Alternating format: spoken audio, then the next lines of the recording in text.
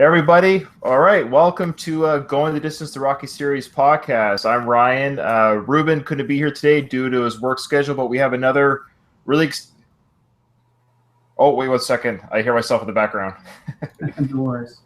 There you go. Okay. So we're really excited because today we have John Paul, and I think your last name is pronounced Flaim. John Paul or JP, whatever you want to go with.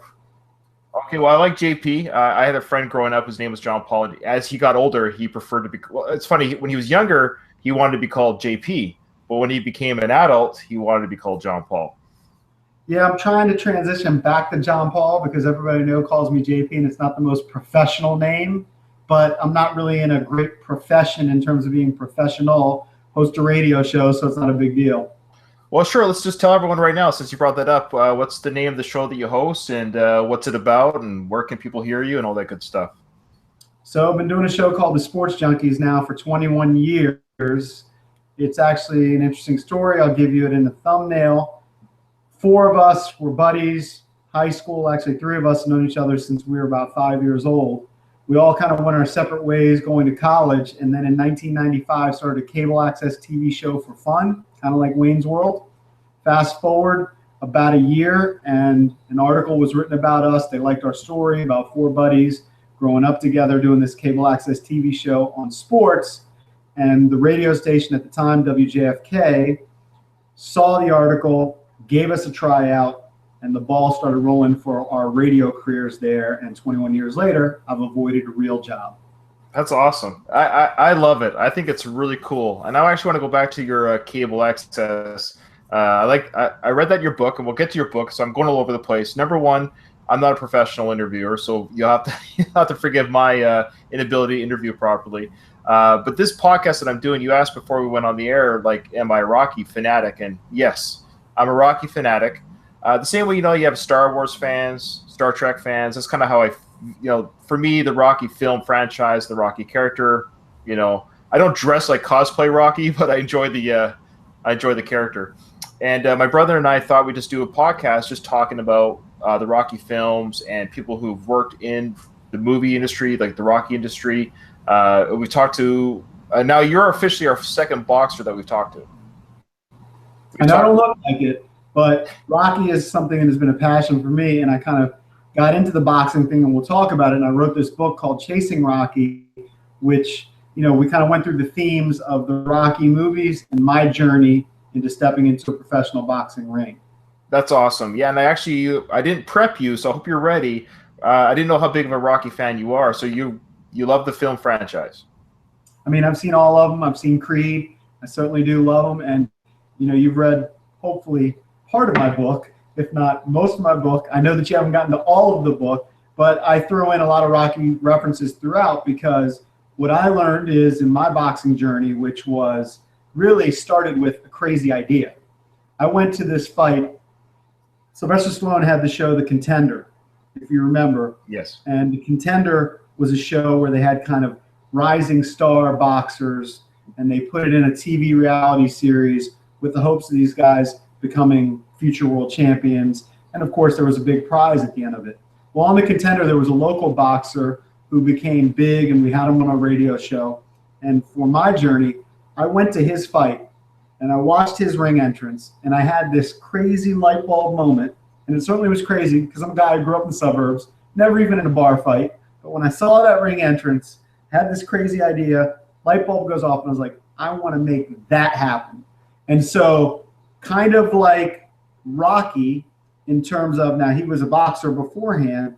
In my book, I go through, well, how do you make it happen? How do you choose the right opponent? Well, in the original Rocky, if you remember, it was Apollo Creed, and he was going through a book looking for the perfect opponent. And it was all about the name, the Italian Stallion. Yeah. And that's how he got his opponent. Plus, it was a white guy, he's a black guy. So there's a lot of drama there. And through my journey of training, picking an opponent, I use kind of Rocky as a backdrop as to what happens to me. That's awesome. Boy, there's so much there. There's so much there. I've read 40% of your book. I'm loving it so far. And for the record, I'm not a big book reader. I haven't been lately. I have a lot of kids at home. I'm in the Navy, so I work like Monday to Friday. And when I'm not Monday to Friday, I'm working, 2 weeks, 3 weeks, months in a row at sea. Birth control. 6 kids. You look young. Oh, thank you. I'm out. I'm 41 years old, so I appreciate that. Okay. Yeah, I have him as old as 18. It's my oldest, and I have twin 3-year-olds. So. Okay. Well, I actually have a baby who is not even 3 weeks old, and I have a 16-year-old, so I've spread them out. But I only have 3. Okay. But you know what it's like to spread out that journey where I'm on family number 2, as I say. So the first 2 boys were for the first family, and then family number 2 has the additional 4. But it's funny, when I got remarried, I was like, oh, I got to do this again? But hey, a lovely wife will make you do anything. So number 1, congratulations on the new kid. That's amazing. I know you've had a very busy last few weeks. Surgeries, physiotherapy. What's going on? Yeah, I tore my ACL playing basketball about a month and a half ago. That might be my swan song for competitive sports. Actually, when I went through the boxing training, and we'll go back to that, I remember at the time I was 36 years old, so I wasn't a young guy. And the whole thing is, when I had that crazy light bulb idea, it took me a little while to actually step into it. And we can maybe go through this, but I had this idea and then kind of went home that night and I was like, that's just ridiculous. Because my idea was not to do some sort of celebrity boxing thing, not to do something goofy with headgear. I wanted to fight a pro as a pro, because that's really crazy. And I knew that the radio audience, when I would announce that, if I actually went through it, would actually go for it and fill the seats. And during my journey, I knew I had to get to the guy's manager. So Jimmy Lang was this boxer from the Virginia area, close to where I live. He's on the Contender, comes off the Contender. He has his first fight at the Patriot Center. Thousands of people are there. The environment's raucous. The ring entrance is to ultimately Johnny Cash. I'm not a Johnny Cash fan, but there was something about that ring entrance that I wanted to make happen. And if you've been to boxing matches, UFC, you know the excitement, particularly of a main event. And so I wanted to make that happen. And so ultimately, I connected with his father, who was his manager. And I actually ran into him at a bar. And I said, hey, went to your son's fight a couple weeks ago, and I had this crazy idea. Look, I've never boxed in my life. I've never really been a fighter. But could I make this happen? In the book, I call him the hustler. Because immediately what he saw for me was, oh, this guy's got a radio show. This guy has a big following. Our radio show is heard here in D.C. We're on in the mornings from 6 to 10. We're popular, men 25 to 54. That's the bread and butter boxing audience. So he's seeing butts in the seats if he can get me in the ring. And so he says, oh, yeah, no problem. I'll find you some bum, and we'll make this fight happen. And so eventually I start this conversation over time, not telling all of the guys that do the show, but 2 behind-the-scenes guys. I said, look, I got this crazy idea. Can we make it happen? And they really wanted to push it to make this big promotion in the fall. So kind of get back with Johnny Lang, Jimmy's father, and say, well, what do I got to do to make this happen? And then I also told him what I needed to make it happen. I said, look, I need a trainer, the hustler, of course, as I call him. He said, oh, I can get you Sugar Ray Leonard's ex-trainer. I can get you this trainer, that trainer. I can't even remember all the names. He started throwing all these names at me. And I said, look, if you give me a trainer and we pick the right opponent, we'll make this thing happen. And like I said, he's seeing dollar signs, and all along he's saying, let's make it happen. We have the date of the fight, Jimmy Lang's next big fight, and the weeks are starting to go, and I still don't have a trainer. So at some point I actually tell him, I was like, look, if I don't have a trainer by Monday, which would have been 2 months before my fight, I'm out. So on that Monday, he says, all right, I got you somebody. He brings me to the Arlington Boxing Club and introduces me to Willie Taylor, who was a professional fighter, who trains people in Arlington, Virginia, a lot of troubled youth, mostly black kids, Latino kids. He drops off this 36-year-old white guy into his office. And though he had said that he had talked to Willie before, Willie clearly didn't know that Johnny Lang was dropping off this 36-year-old white guy who looked like he had never been into a boxing ring, which was the absolute truth. Well, his nickname in the book was DJ Heat, right? Yeah, he actually, the irony is, so I'm a radio guy, and when I ultimately meet him, he ends up giving me a card because on the side, even though he was a boxing instructor and spent hours there dealing with this youth. On the side, to make extra money, he had DJ gigs on the weekends. Now, I don't want to get to what happened in my fight yet, but I will tell you this, that on that day one when he met me, he hands me the card, he says he's a DJ, and he tells Johnny that he has a gig the night of my fight. Yeah, I'm looking forward to. You don't have to spill anything. Like, this is your book, and I mean, we don't have. I don't have quite the followers that you have. I would assume a lot of the people that know you are already fans of you and your radio show probably read your book or know the story. But I would like our listeners to definitely get your book. So I know there's a fine balancing act between how much you want to reveal and how much is in the book. But I actually don't want you to spoil anything for. Here's what I'd say to people about my book. You have people watching it. I mean, the book has been out for years. You can get it on Amazon. You can get it on Barnes & Noble, if Barnes & Noble even exists. I don't even know. And I actually put the book out through Author House. So there are many ways to go and find the book. The book really is, to me, about the value of taking risks in life. So I had this crazy idea, and I wanted to make it happen. A lot of people think of ideas, and they never do it. So that's really the number one overarching theme. Number two, it's about kind of the behind-the-scenes look, an inside look into the world of boxing, because I met these people along the way. Jimmy Lang, who was the inspiration, went to his fight. In the book, I call him the Contender because he was an up-and-coming guy coming off that TV show, The Contender, and he was a guy who may not have become this big world champion, but he found a way to make money in the business. And most people in boxing don't make a lot of money. Right. Most people, unless you're Floyd Mayweather, you're one of these top guys, Triple G, you're not going to make that much money. And I was stunned to find out, you know, guys who've had 30 professional fights, how much they make on a given night. So that's kind of the second theme, is kind of a behind-the-scenes look at the world of boxing. And I kind of feature Jimmy and then Willie the Heat Taylor, kind of who was a guy who had a professional career where he actually fought a world champion. So he was a guy who at one point was up and coming, but then ultimately became the opponent, like the guy that people, when they are making a comeback, you schedule him because it's probably going to be a win. But it kind of gives you a different look at that. And then the third kind of theme is just the crazy fitness involved into how do you fight? Like, what kind of preparation is involved? How much does it hurt? What's the fear you deal with? What's involved? And just from my perspective, it's like day to day, as once I got into that gym, I was there every day from 5 to 7 p.m. Plus I was training before I even went to the gym. I had a transformation of a guy who was in relatively decent shape at, you know, about 170 to 175 pounds. I weighed in at 156 before my fight, and that was without cutting weight. That's awesome. In fact, I wanted to talk to you about a couple of things. You're talking about the behind-the-scenes stuff, which I found very interesting. I'm a big Rocky fan, but I'm not necessarily a boxing fanatic, so I don't know. I hear some of the stuff in the movies.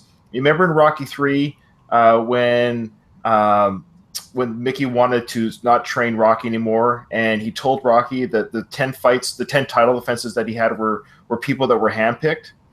Right. Maybe you can speak to what that means.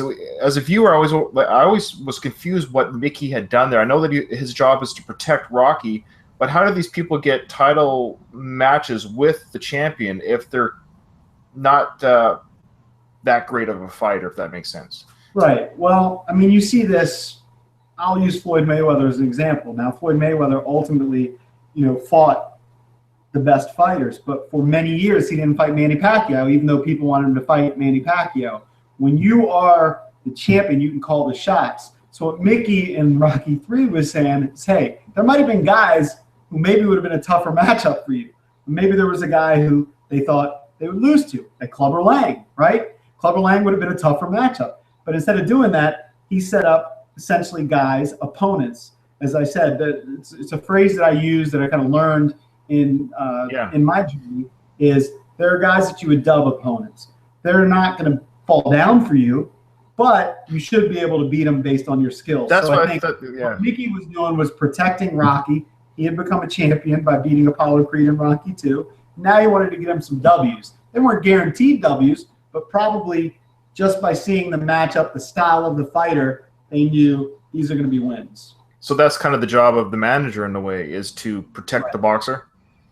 Right, and to make him look good. And what I learned, you know, Jimmy Lang, for example, when he got on the TV show The Contender, he had already compiled this record of 21-1, something really impressive. Here's a guy who's basically, you know, undefeated, had just one loss in his career. Well, if you went and actually looked at the guys that he fought and the record of the guys that he fought, he built up his 20-1 record, beating guys who mostly had losing records. Right. Okay, so for you, how did you like? Because the fight that you had, I won't give away the result of the fight. I think it says in the back of the book, but how did you become pro? Like, how did they allow you to fight pro? All right, now this is where things get a little shaky. You really shouldn't be able to become a pro if you have no background. But as I called him before, the hustler on one end, because I never could quite believe him, and I had to push him to get me a trainer, and I had to push him at different points to get me the right opponent, and we'll talk about that. The hustler also knows how to make things happen. So from his perspective, he has his son coming off a TV show, and now he's getting thousands of fans here. And by the way, he was also setting him up with fights that he should win to continue to build his record, so he would hopefully get better fights to make more money. He sees this radio guy and he sees dollar signs. So how's he going to make it happen? He tells me off the record, he's like, look, here's what you have to do. You have to tell the commission. You have to tell the commission that you do have a background, that you boxed in college. And at some point, I wrote a letter, or he wrote a letter, and basically we lied. Right. And I was able to get my license. So is that, I'm not trying to get you in trouble, but what kind of trouble can you get into? Now, this fight happened 10 years ago. Fair enough. I don't know what the statute of limitations online about a boxing license are, but that's interesting. This guy, this Johnny Lang guy, it sounds like a character. Well, this whole book played. But this also happens. You have to realize that this happens today. If you think about it, the biggest possible fight in this next year, and we'll see if it happens, is a proposed fight between Floyd Mayweather and Conor McGregor. Right. So Conor McGregor is this two-time world champion in the UFC, but in terms of being a boxer, he's not even close to the skill level of Floyd Mayweather. So he probably shouldn't be given a license to box a world champion like Floyd Mayweather. But what happens is the dollar signs are so big that could be a potentially $100 million fight, that somebody's going to look the other way and say, you know what, let's make this thing happen. He fights in the UFC and whatever. And the reality is, if that fight were ever to go off, Floyd Mayweather's probably going to completely dominate him, and Conor's never going to touch him because he's not on that level. Well, that's the interesting exercise. It's almost like in Rocky III, again, talk about Rocky III, when they had the charity match between Thunderlips and Rocky. You know, the announcer goes, that age-old question, you know, can the wrestler beat the boxer? You know, which game are they playing here? Like, if the boxer tries to wrestle the wrestler, he's going to get destroyed. Right. So, like, and my understanding with the Conor McGregor fight is Conor said that he is apparently just going to box. So I don't understand how this fight even works. Is he going to be a boxer? Can he take the title away from Mayweather? Is it a legitimate fight, or is it just for fun? I don't think it'll ever go off, but if it goes off, his only prayer is to connect. I mean, you know, every fighter's got a chance with one punch, and I guess that would be what Conor's best hopes are, and that Floyd is 40. But getting back to my journey, and again, the book's called Chasing Rocky. Early on, as I talk about the idea and getting into the fight, ultimately I do get my license, and I start training, and the trainer actually on day 2, I think, and I write about this in my book, wanted to get me out of his gym because he actually had a couple guys who turned pro, became contenders. He also had, as I mentioned, troubled youth. There weren't many 36-year-old white guys in his gym. In fact, there was one, and that was me. So Johnny Lang, when he introduced me to him, said, look, this is a guy who's going to take care of you. We're going to kind of ease your way into this in the training, and we're going to get you ready for this fight. I still don't have my opponent yet, but now I'm training. So day 1 was mostly just physical stuff. I jumped rope, ran outside with the medicine ball. My trainer, Willie Taylor, loved basically every workout possible with the medicine ball. We would run outside, do suicide sometimes holding a 15-pound medicine ball. We would do all kinds of stuff with medicine balls. So it was doing that, and then he would basically give you tasks like, all right, 4 rounds in the heavy bag, 4 rounds in the speed bag, 4 rounds maybe with a partner, practicing your punches. So day 1 was mostly a physical day. Well, day 2, I almost crapped myself because Though Johnny Lang, the hustler, told me that they were going to ease my way into it, Willie Taylor had a different agenda. And his agenda, he admitted this to me later, was get this guy out of my gym. So what does he do on day 2? 30 minutes of jump rope was what we did from 5 to 5:30 was jump rope. You just jump rope, which, by the way, will get you in phenomenal shape. You want to cut weight, just jump rope for half an hour. Believe me, It's not easy. No, so that was the 5 to 5:30 jump rope. Well, 5:30 that day, instead of saying, let's go outside with the medicine ball, do whatever, he said, all right, get your sparring gear on. And when he said that, I was like, oh, crap. I've been here for 2 days, and he's telling me to spar. And I'm looking at everybody in the gym who's about my size, not the 10-year-olds, but everybody else. And I'm like, they're all going to kick my ass. Yeah, I love that part of the book. And that was my introduction into boxing. And just to make a long story short, I ended up doing 2 rounds. And what I learned in boxing, particularly early on, if you've never stepped into a ring, is the hardest thing to do right off the bat when you're nervous and you're scared, and it's the basic thing in life, is to breathe. Is because you get so tensed up that when the bell rings and somebody's coming out at you and firing jabs, firing that straight right, firing the hook, you're up here like this. And for somebody who was in decent shape, like could run a few miles at a pretty good rate, I played sports, 30 seconds in, I was breathing so heavy. And then the punches just kept coming. And the next day, I will tell you, I had a moment where I almost bailed in my journey. I woke up in the morning, took a shower, was spitting blood. I was like, what the hell am I doing? I'm 36. I got kids.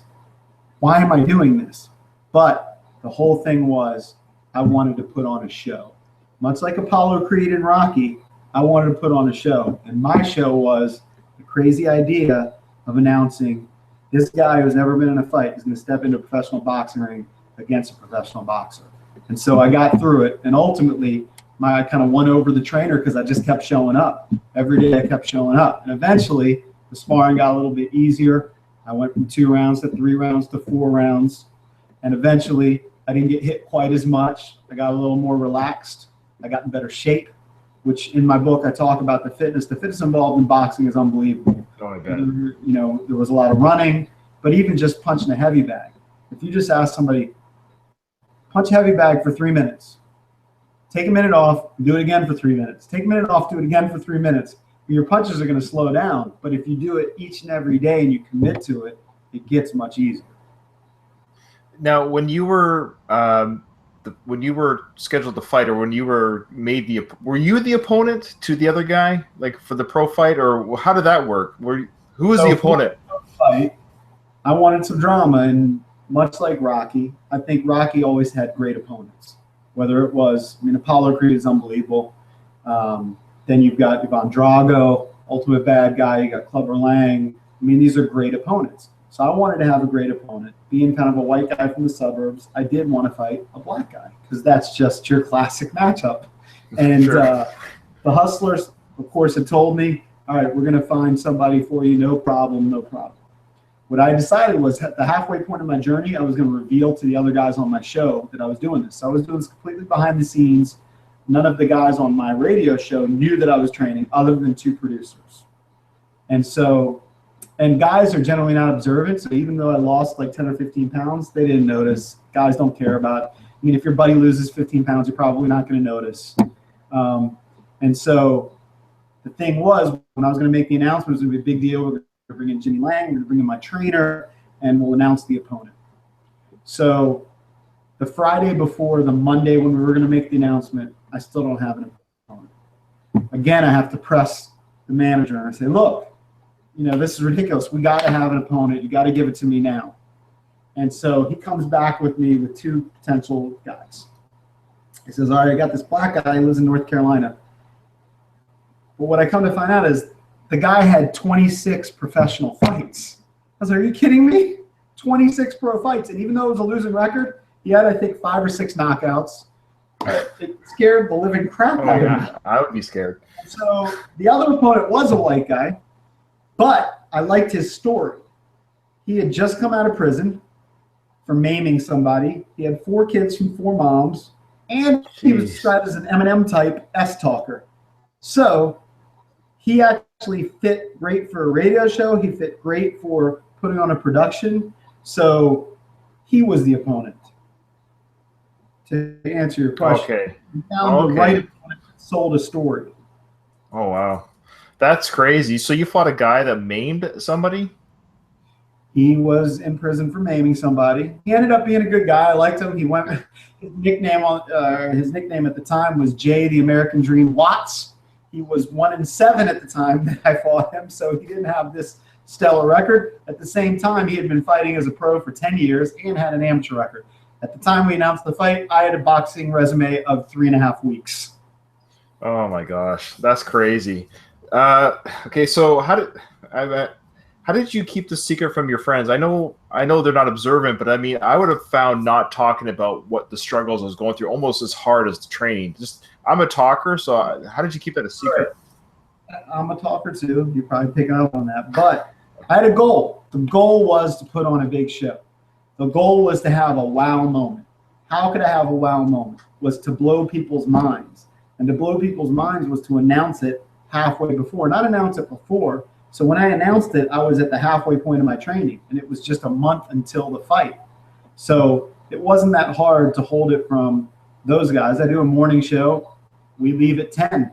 We're on from 6 to 10 at 10 o'clock or 10:15, 10:30. Say, see you guys tomorrow. And then I go about and do my thing. One thing about the training is Jimmy had kind of given me his road stuff.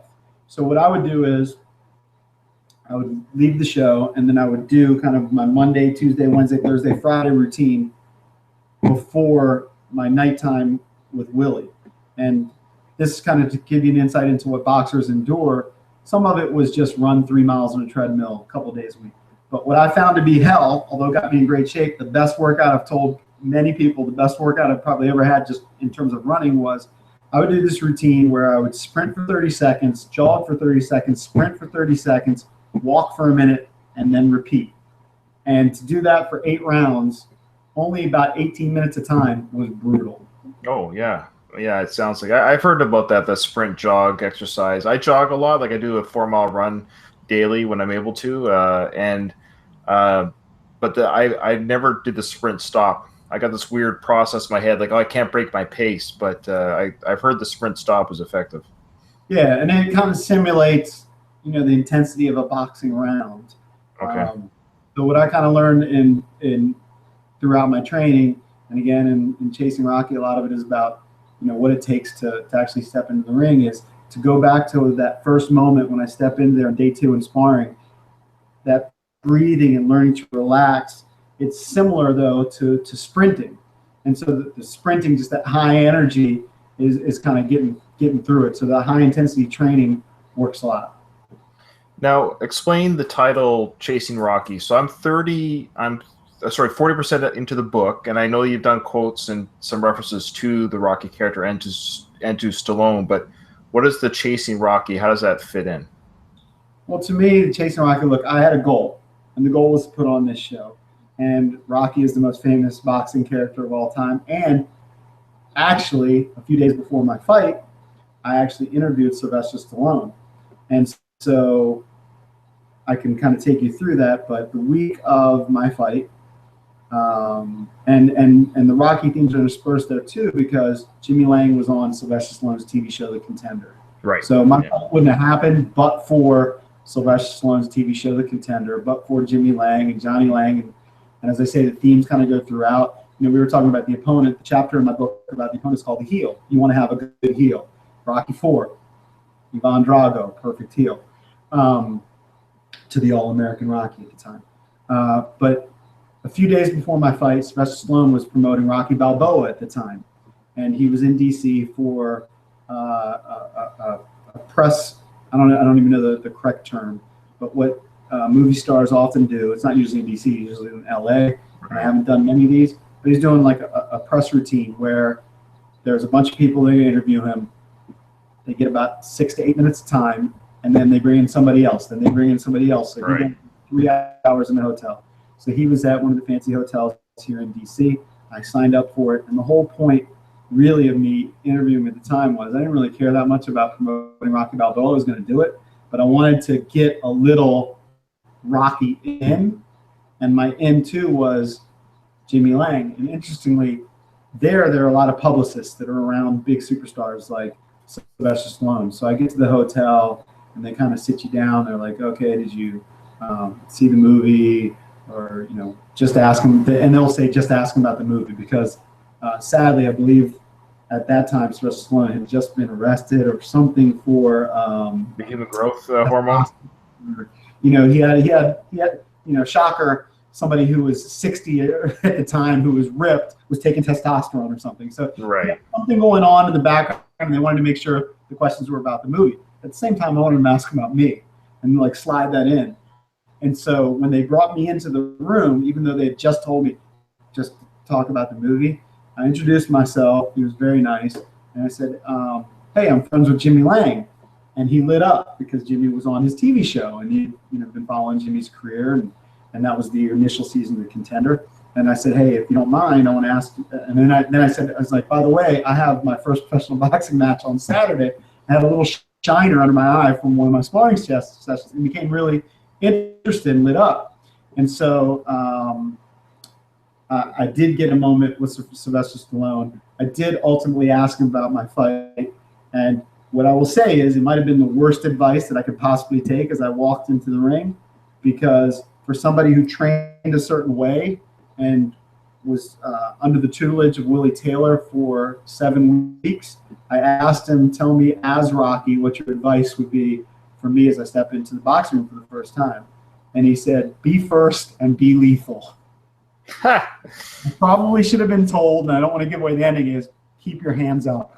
Well, Rocky never did keep his hands up, so he did give you true advice. Rocky blocked with his head all the time. Right. So in my book, that chapter is just called The Italian Stallion, so it was really awesome. I was able to take a picture with him. His fist was about twice the size of my fist. His head, probably because he was taking some of his stuff, was about twice the size of my head. Because that's one of those things, I mean, if you remember Barry Bonds in baseball, his head just kind of grew from taking what they take. Clearly, Sylvester Stallone's head has grown, and it's not equal. Oh man, you're so lucky to meet him. I'm not gonna lie, I'm gushing like a fanboy. The fact that you could have a sit down with him, talk to him, some sort of interaction with him. You got a photo with him, and you got to write about it. That's amazing. That's a really cool. I'm looking forward to reading that part in the book.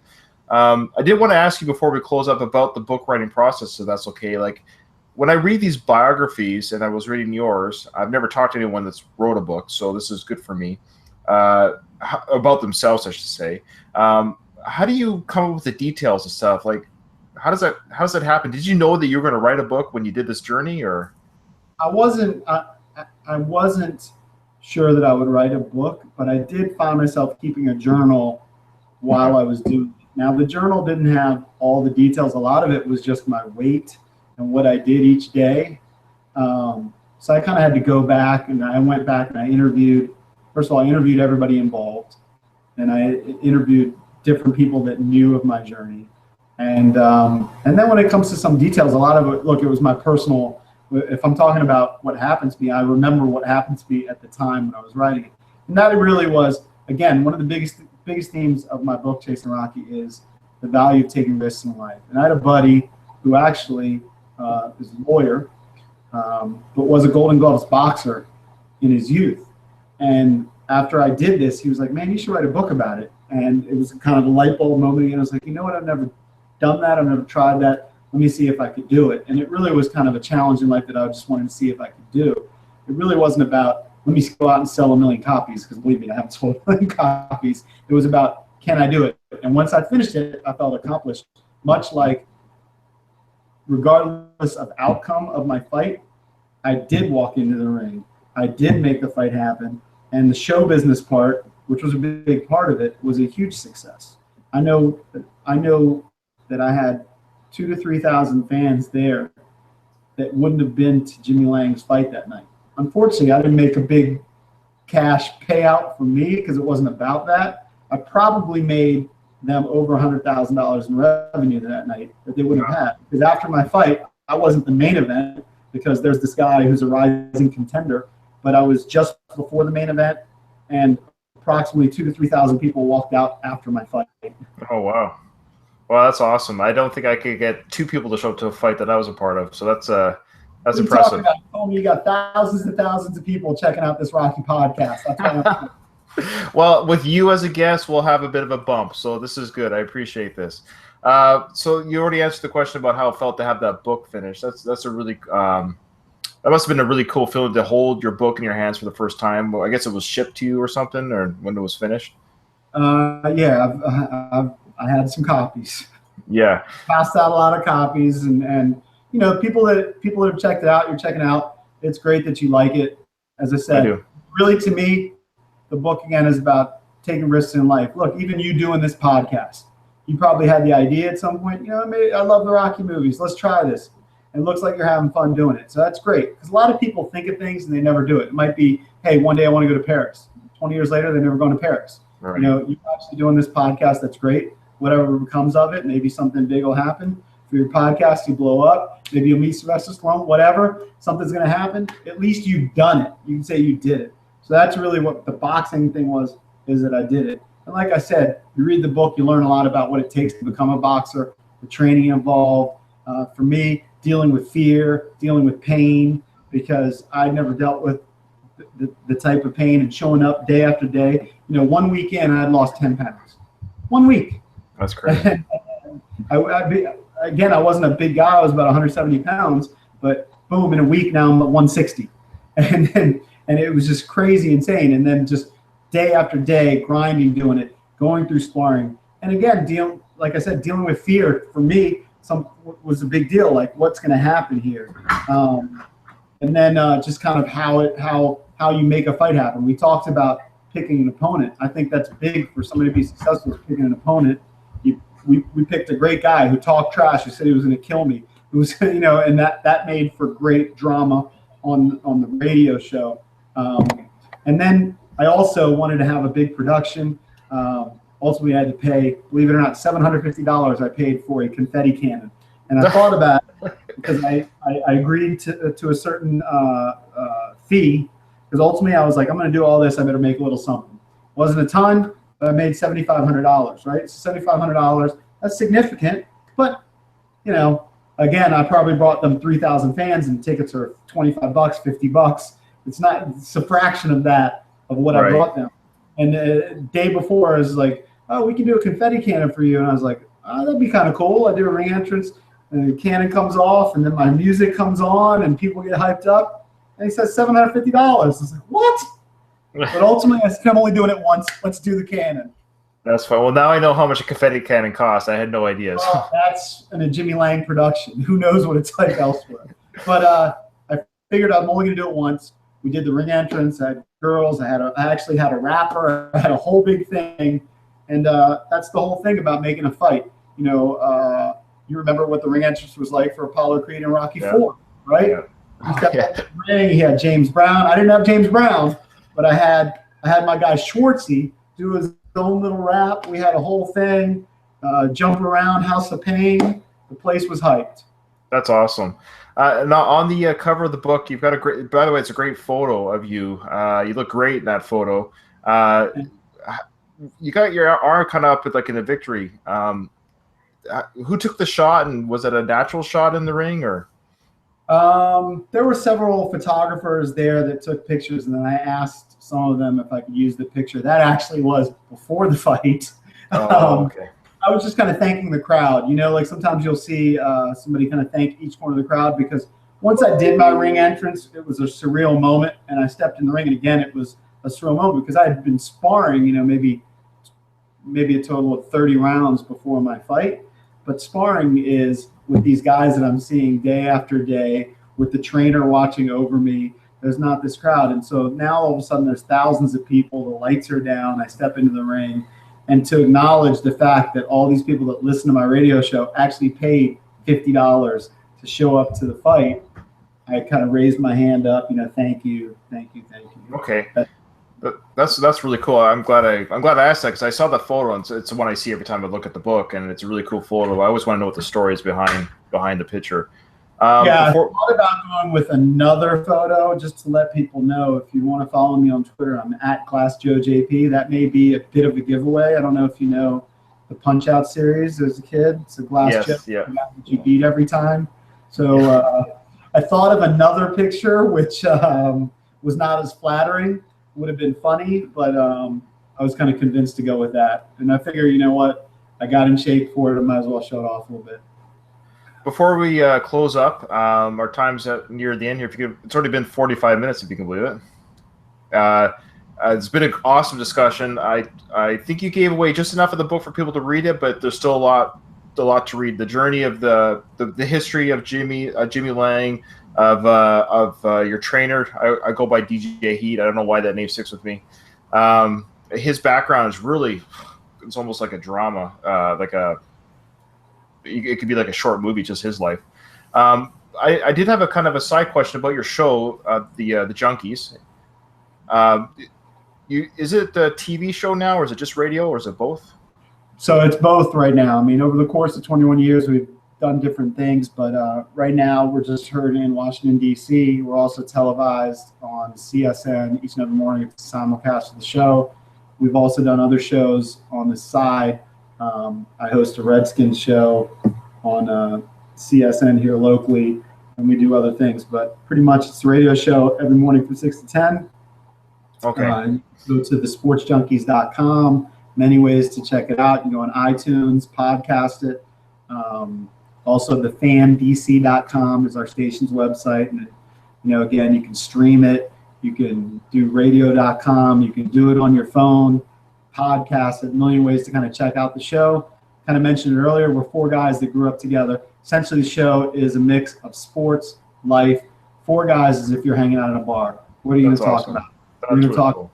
If you're like us, you're going to talk some sports, but you might also talk about a hot waitress that comes by. You might talk about what's going on in the world. You might talk about, some off-color things as well.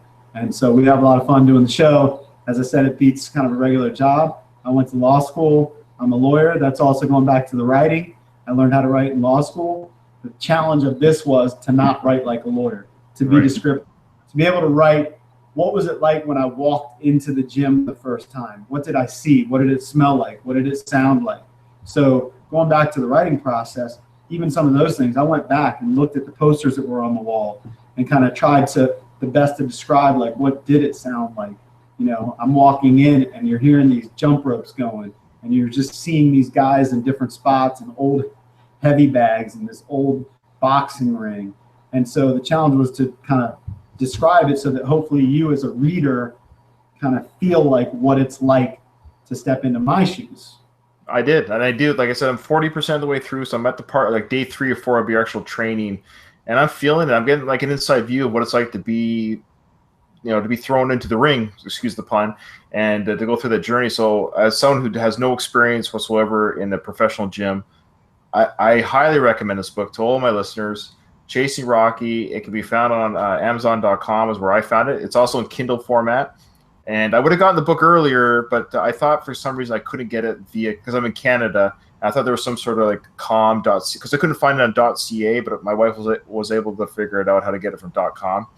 And so I'm going to finish the book. And what I'm going to do is, before this episode's release on our audio podcast, I'm going to give my closing thoughts on the book after I finish reading it to tie it up, because I think it's important to do that part.